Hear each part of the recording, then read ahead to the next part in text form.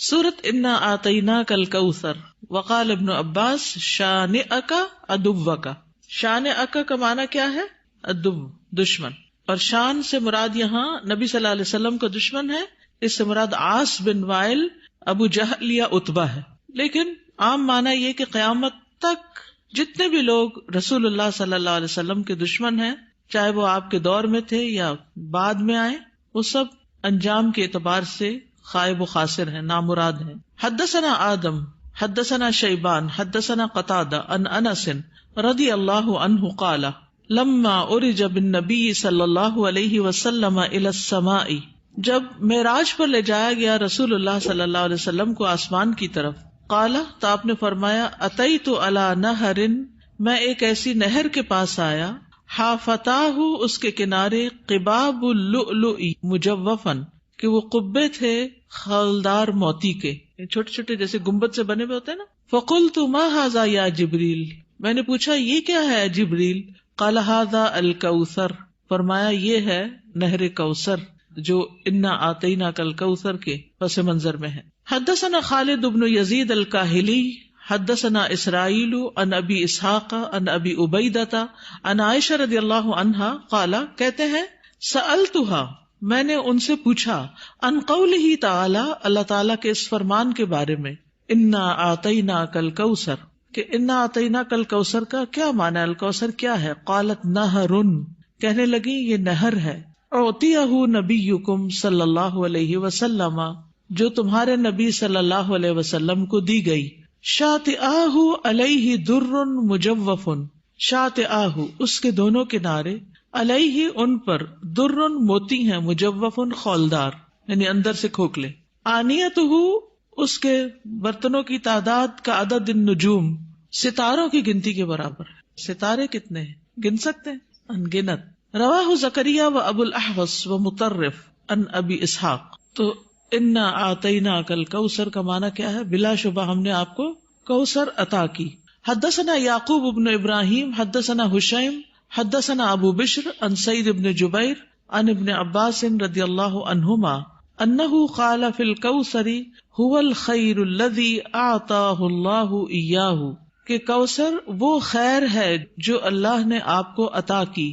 قال ابو بشر قلت لسعید بن جبیر، ابو بشر کہتے ہیں میں نے سعید بن جبیر سے کہا جو ابن عباس کے شاگرد تھے، فإن الناس یزعمون انہ نہر، کہ لوگ تو یہ سمجھتے ہیں کہ وہ ایک نہر ہے، فی الجنت جنت میں۔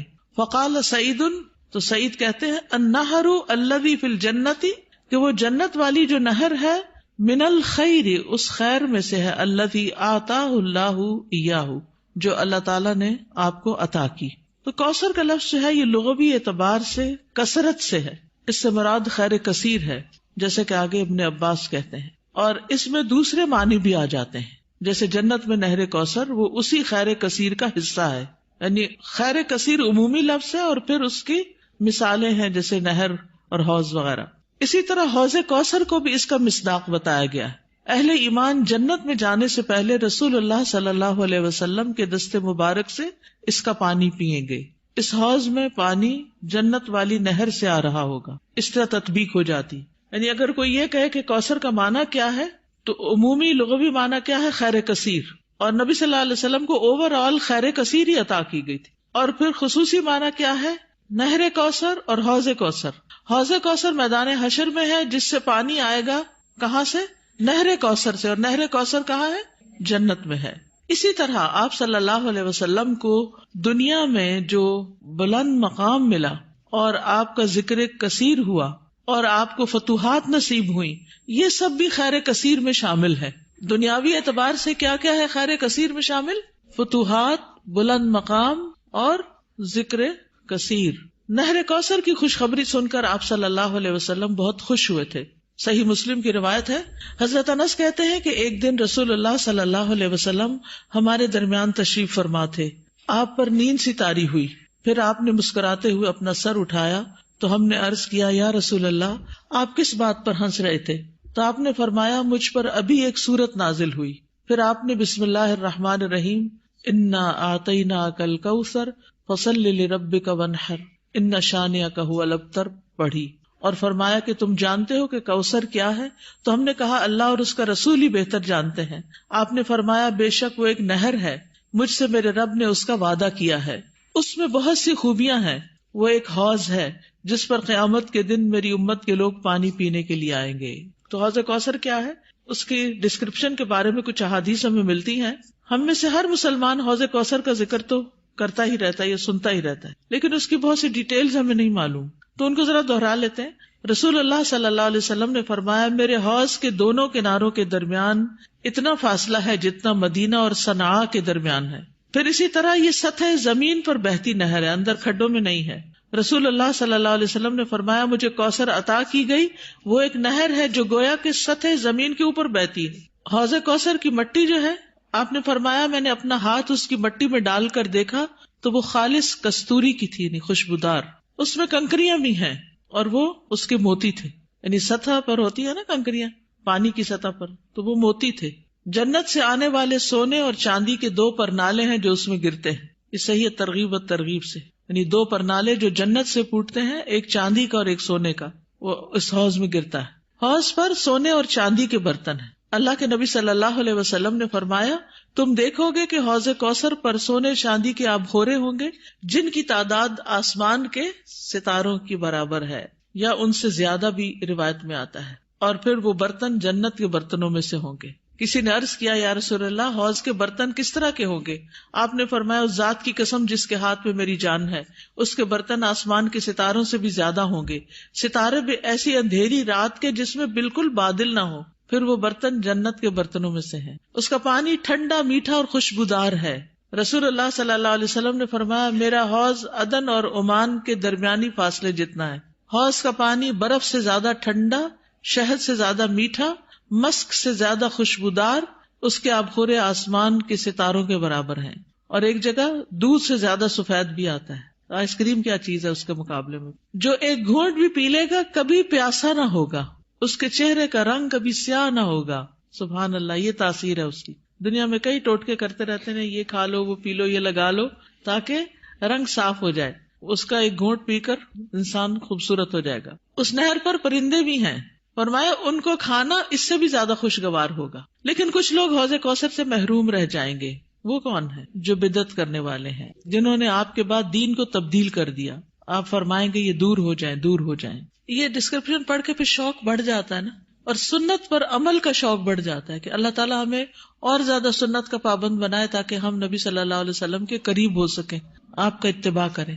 جی استاذہ، یہ جو بھی ڈسکرپشن ہم نے پڑھی حوض کوثر کی، اور اس ڈسکرپشن کو پڑھ کے ہر ایک کا دل یہ کرتا ہے کہ کسی بھی طرح وہ پانی ہمیں نصیب ہو جائے۔ تو صحابہ کی زندگی کو جو ہم دیکھتے ہیں، اور ان میں ہم یہ دیکھتے ہیں کہ کیا وجہ ہے کہ کہیں وہ اپنا حق دیتے نظر آتے ہیں، کہیں اپنی ذات پہ دوسروں کو ترجیح دیتے نظر آتے ہیں، کہیں دنیا ہے تو ان کے لیے اس کی کوئی اہمیت ان کی نظروں میں نہیں۔ تو استاذہ جی، آرمی کا ایک ورڈ ہے جس کو کہتے ہیں بلائنڈ اوبیڈینس آف کمانڈ، اور اس میں یہ سکھایا جاتا ہے سولجرز کو کہ جتنا فیتھ اسٹرانگ ہوگا اتنی ہی بلائنڈ اوبیڈینس زیادہ ہوگی، اور یہ فیتھ انسان کے اندر کی انسرٹینٹی کو ختم کر دیتا ہے۔ اگر یہ کہا جائے کہ اس پہاڑی کے پار دشمن ہے اور سولجرز کو پتا ہو کہ ہمارے پاس اتنا اسلحہ نہیں ہے ان سے فائٹ کرنے کا، لیکن وہ ایک انسرٹینٹی ہے، لیکن چونکہ بلائنڈ اوبیڈینس ہے لہٰذا وہ کام کرنا ہی کرنا ہے۔ اپنے پاس سے ڈیسیژن نہیں لے سکتے، اپنے پاس سے ڈیسیژن خود سے پلاننگ چینج نہیں کر سکتے، وہ اسٹریٹجی بن گئی جی، اس کو چینج نہیں کیا جا سکتا۔ تو صحابہ کے اندر وہ ایک بلائنڈ اوبیڈینس اس لیے تھی کہ ان کا فیتھ بہت اسٹرانگ تھا۔ تو ہمارا ایم بھی یہی ہونا چاہیے کہ جتنا فیتھ اسٹرانگ ہوگا اتنا ہی اس چیز کو حاصل کرنے کی اور جستجو ہوگی۔ اسی لیے صحابہ کہتے تھے نا ہمیں احد کے پار سے جنت کی خوشبو آ رہی ہے۔ جب انسان کسی چیز کے بارے میں اس کا یقین اور ایمان پختہ ہوتا ہے تو واقعی اس کو یہ محسوسات اس کے تیز ہو جاتے ہیں اور اس کا ایکشن زیادہ ہو جاتا ہے۔ میدان حشر میں صرف مومن اس پر جا سکیں گے، اور ان میں سے بھی جو لوگ بظاہر مومن ہے لیکن بدعات میں پڑے ہوئے وہ پھر پیچھے کر دیے جائیں۔ کفار تو پہلے ہی جہنم میں گرائے جا چکے ہوں گے، یہ پل صراط سے پہلے ہوگی۔ سورۃ قل یا ایھا الکافرون، قل یا ایھا الکافرون جو ہے تعدل ربع القرآن، چوتھائی قرآن کے برابر ہے، شرک سے بری کرنے والی سورت ہے۔ ایک مرتبہ نبی صلی اللہ علیہ وسلم نے ایک آدمی کو قل یا ایھا الکافرون کی تلاوت کرتے ہوئے سنا تو آپ نے فرمایا تحقیق یہ تو شرک سے بری ہو گیا۔ یقال لکم دینکم، تمہارے لیے تمہارا دین، یعنی الکفر، تمہارا دین کیا ہے؟ کفر، ولی دین، اور میرے لیے میرا دین الاسلام، میرا دین کیا ہے؟ اسلام. ولم یقل دینی، یہ نہیں کہا دینی. ولی دینی نہیں کہا. دینکم تو کہا، دینی نہیں کہا. لأن الآیات بالنون، کیونکہ اس سورت کے آخر میں نون والی آیات آ رہی ہیں. فحذفت الیاء، تو یا محذوف کر دی گئی. کما قال، جیسے کہ فرمایا، یہدینی ویشفینی. وقال غیرہ لا اعبد ما تعبدون الآن ولا اجیبکم فیما بقی من عمری.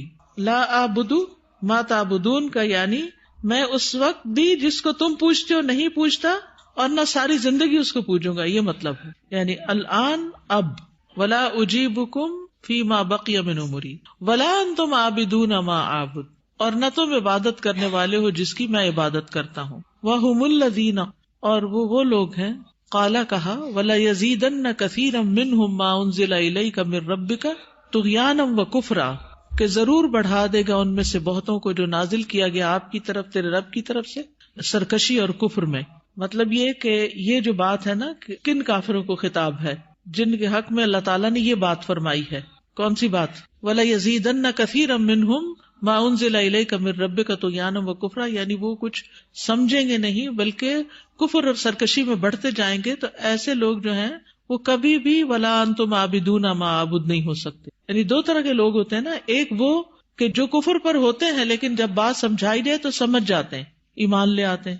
اور دوسرے وَلَيَزِيدَنَّ كَثِيرًا مِّنْهُمْ مَا أُنزِلَ إِلَيْكَ مِن رَّبِّكَ طُغْيَانًا وَكُفْرًا، ان کے کفر اور سرکشی میں اضافہ ہی ہوتا چلا جاتا ہے. تو ایسے کافروں کو خطاب کیا جا رہا ہے، ہر کافر کو نہیں. ٹھیک ہے، یعنی جب ہم یہ کہتے ہیں نا قُلْ يَا أَيُّهَا الْكَافِرُونَ، تو اس سے مراد وہ پکے کافر ہیں جو کسی صورت ماننے والے نہیں، بلکہ وہ تو کیا چاہتے ہیں کہ ہم بھی کفر اختیار کریں. وَدُّوا لَوْ تُدْهِنُوا وَيُدْهِنُونَ. اس صورت میں اللہ تعالیٰ نے دو ٹوک الفاظ میں فیصلہ کر دیا ہے. کیا؟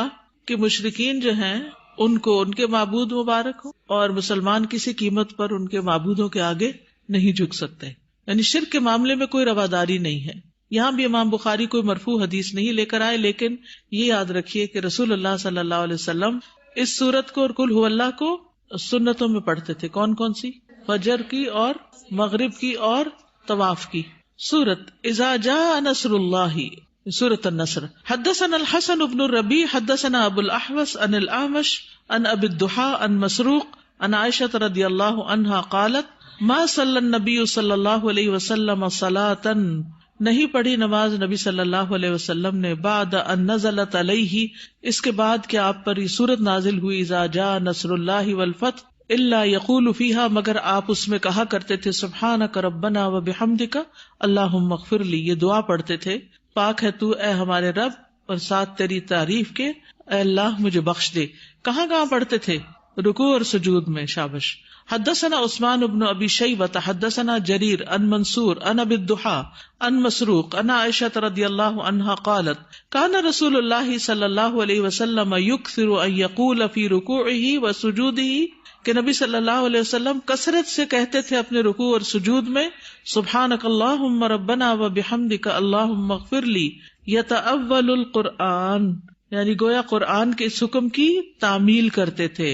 یعنی یہ کیوں پڑھتے تھے اپنے رکوع اور سجود میں؟ اس صورت میں جو آیا فسبح بحمد ربک واستغفرہ، اس حکم کی تعمیل کرتے تھے. تو اس صورت میں جو حکم ہمیں ملتا ہے وہ کیا کہ نعمت ملنے پر کیا کام کرنا چاہیے؟ اللہ کی تسبیح بیان کرنی چاہیے اور استغفار کرنی چاہیے. جب کوئی نعمت ملے تو اترانا نہیں چاہیے، اکڑنا نہیں چاہیے، بلکہ اللہ سبحانہ تعالیٰ کی تعریف بیان کرنی چاہیے. یعنی عام حالات میں بھی انسان اللہ کی تسبیح بیان کرتا ہے، استغفار کرتا ہے، لیکن نعمتوں کے ملنے پر اور زیادہ اللہ کی طرف رجوع ہونا چاہیے اور عاجزی اختیار کرنی چاہیے. تو نبی صلی اللہ علیہ وسلم اس حکم پر عمل کرتے ہوئے یہ دعا کثرت سے پڑھا کرتے تھے. ویسے بھی آپ دیکھیں کہ ہم جو افضل کام ہیں ان کا اختتام استغفار پہ کرتے ہیں. نماز کا اختتام کس پہ ہوتا ہے؟ کون سی دعا پہ؟ ربی انی ظلمت نفسی ظلما کثیرا، یہ دعا بھی سکھائی گئی نا. اور اسی طرح السلام علیکم کے بعد اللہ اکبر، استغفر اللہ. حج میں کیا پڑھتے ہیں؟ ربنا آتنا فی الدنیا حسنۃ وفی الآخرۃ حسنۃ وقنا عذاب النار، اور اپنے لیے بخشش کی دعائیں بھی مانگتے ہیں. اسی طرح مجلس کے اختتام پر ہم کیا پڑھتے ہیں؟ سبحانک اللہم وبحمدک اشہد ان لا الہ الا انت استغفرک واتوب الیک. خاص طور پر اگر کوئی مشن مکمل ہو، جیسے آپ لوگوں کا کورس مکمل، یا اور اسی طرح کا کوئی آپ کو اچیومنٹ ہو زندگی میں، تو اس موقع پر انسان کو استغفار کرنی چاہیے اور اللہ کی تعریف کرنی چاہیے، پاکی اللہ کی بیان کرنی چاہیے اور اپنی غلطیوں کا اعتراف کرنا چاہیے. کیوں؟ اس لیے کہ ہم نے جو کچھ بھی کیا اللہ کے لیے، کہیں ایسا نہ ہو کہ ہماری نیت میں کوئی خلل آ گیا ہو، کہیں ایسا نہ ہو کہ ہمارا کوئی طریقہ غلط ہو، کہیں ایسا نہ ہو کہ ہماری کوئی چیز اللہ کو ناپسند ہو، تو اس میں ہم اپنی کمی کوتاہی پر استغفار کریں، اور جو ہم نے حاصل کیا، اچیو کیا، اس پر اللہ کی تعریف، خود کریڈٹ نہ لیں بلکہ اللہ سبحانہ وتعالیٰ کی تعریف بیان کریں. باب قولہ ورأیت الناس یدخلون فی دین اللہ افواجا، اور تم دیکھو گے کہ وہ اللہ کے دین میں فوج در فوج داخل ہو رہے ہیں. جب یہ صورت نازل ہوئی تو بعض صحابہ کرام سمجھ گئے کہ رسول اللہ صلی اللہ علیہ وسلم پر اب آخری وقت آ گیا ہے، اس لیے آپ کو تسبیح، تحمید اور استغفار کا حکم دیا گیا، جیسا کہ اس حدیث سے پتہ چلتا ہے.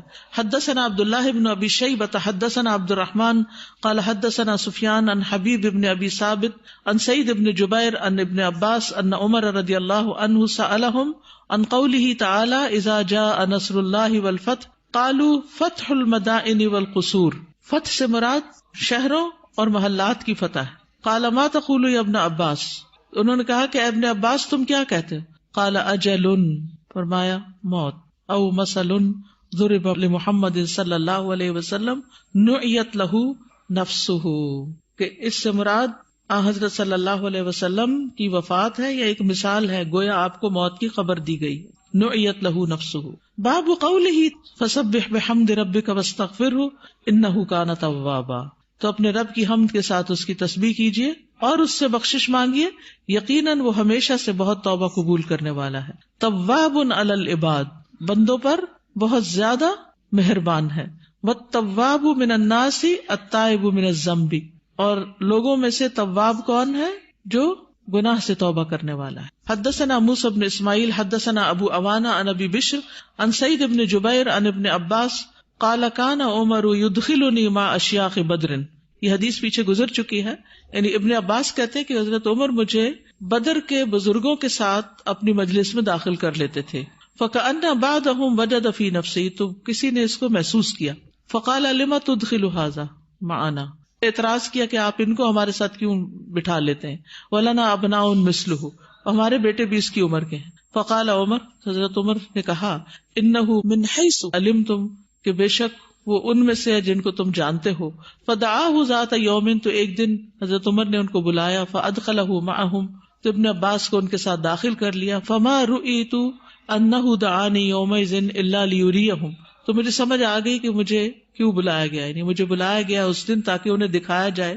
قال ما تقولون فی قول اللہ تعالی اذا جاء نصر اللہ والفتح، تو حضرت عمر نے شیوخ سے پوچھا کہ تم اس بارے میں کیا کہتے ہو کہ اس آیت کا پس منظر کیا ہے کہ جب اللہ کی مدد اور فتح آ جائے گی. فقال بعضهم امرنا ان نحمد اللہ ونستغفرہ، بعض نے کہا کہ ہمیں اس میں حکم دیا جا رہا ہے کہ ہم اللہ کی حمد اور اس سے استغفار کریں. اذا نصرنا، جب ہماری مدد کی جائے، وفتح علینا، اور ہمیں فتح حاصل ہو. وسکت بعضهم، اور بات تو چپ ہی کر گئے. فلم یقل شیئا، انہوں نے کچھ بھی نہیں کہا. فقال علی اکذاک تقول یا ابن عباس، پھر میری طرف مخاطب ہو کے کہا کہ ابن عباس تم بھی ایسے ہی کہتے ہو. فقلت لا، میں نے کہا نہیں. قال فما تقول، تو کہنے لگے کہ تم کیا کہتے ہو. قلت هو اجل رسول اللہ صلی اللہ علیہ وسلم، کہ اس میں رسول اللہ صلی اللہ علیہ وسلم کی موت کی خبر ہے.